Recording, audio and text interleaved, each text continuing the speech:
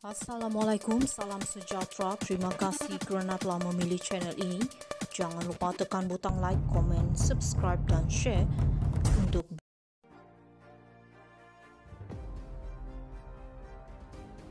Mahkamah boleh buat perbicaraan adil kes Daim, Naimah DPP. Mahkamah Jenayah mampu menjalankan perbicaraan yang adil terhadap Daim Zainuddin dan isterinya Naimah Abdul Khalid, kata pihak pendakwaan. Timbalan Pendakwa Raya DPP Wan Syarahuddin Wan Ladin berkata, Hakim sama akan mengadakan perbicaraan berasingan bagi kes pendedahan aset terhadap bekas Menteri Kewangan itu dan isterinya.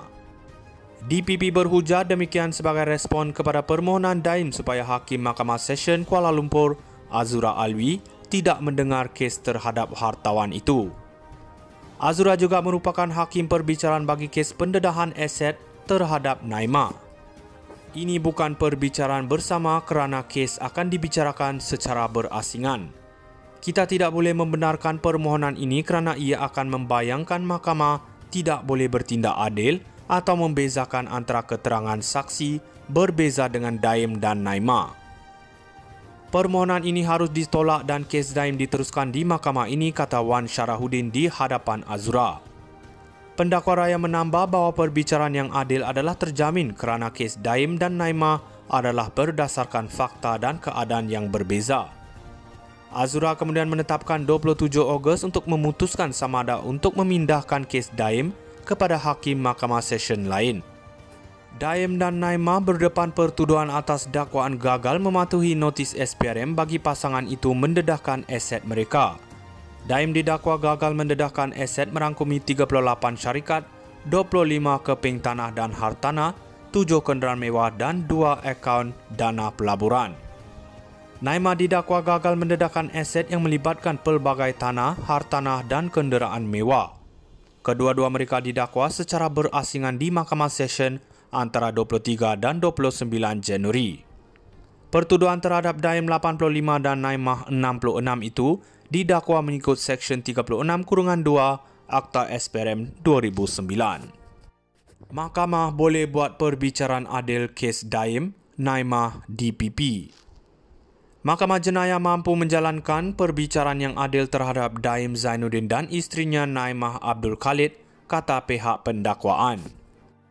Timbalan Pendakwa Raya DPP Wan Syarahuddin Wan Ladin berkata, Hakim sama akan mengadakan perbicaraan berasingan bagi kes pendedahan aset terhadap bekas Menteri Kewangan itu dan isterinya. DPP berhujah demikian sebagai respon kepada permohonan Daim supaya Hakim Mahkamah Session Kuala Lumpur, Azura Alwi, tidak mendengar kes terhadap hartawan itu.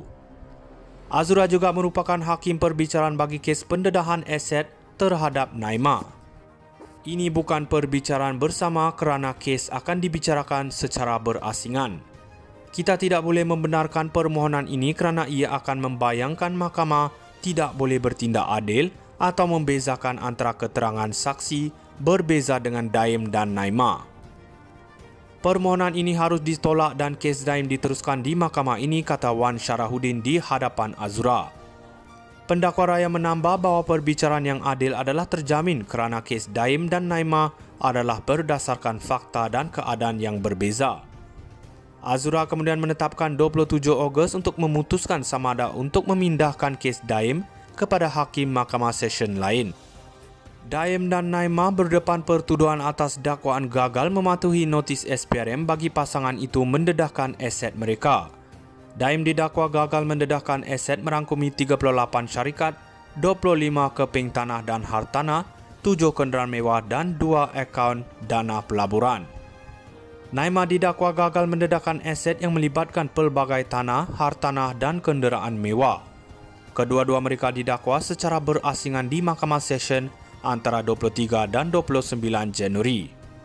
Pertuduhan terhadap Daim 85 dan Naimah 66 itu didakwa mengikut Seksyen 36-2 Akta SPRM 2009. Mahkamah boleh buat perbicaraan adil kes Daim, Naimah DPP.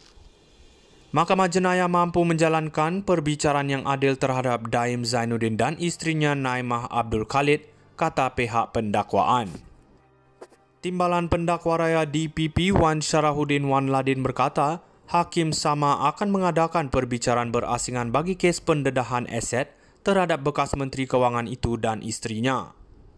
DPP berhujah demikian sebagai respon kepada permohonan Daim supaya Hakim Mahkamah Session Kuala Lumpur, Azura Alwi, tidak mendengar kes terhadap hartawan itu.